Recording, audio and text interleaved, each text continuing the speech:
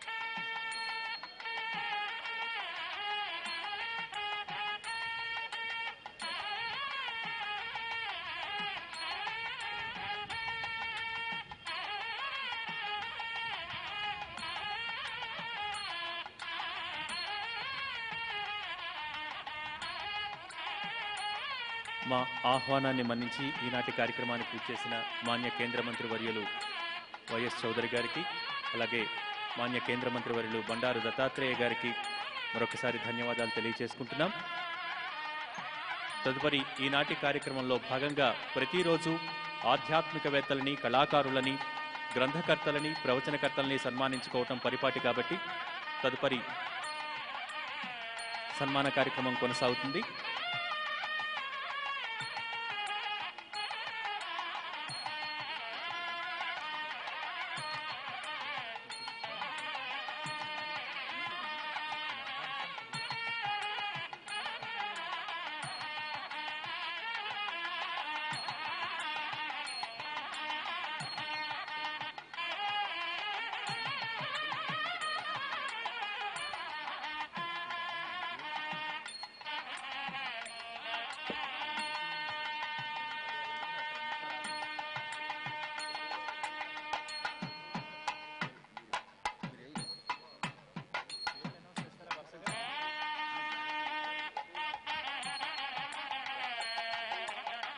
కోటి దీపోత్సవంలో ధార్మిక ప్రముఖులకు ఇతోధికంగా సత్కరించుకోవడం మన సంప్రదాయం.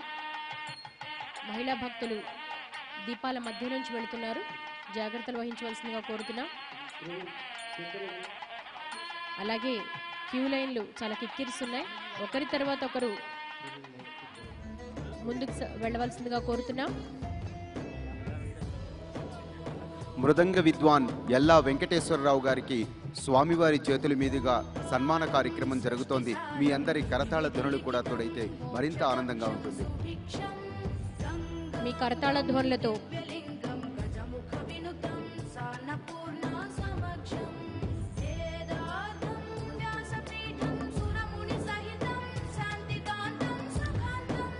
ప్రతినిత్యం మన కోటి దీపోత్సవ కార్యక్రమంలో వేద పండితులను, ఆలయ అర్చక స్వాములను, అలానే వివిధ రంగాలకు చెందిన ప్రముఖులను సన్మానించుకోవటం ప్రతి సంవత్సరం ఆనవాయితీ.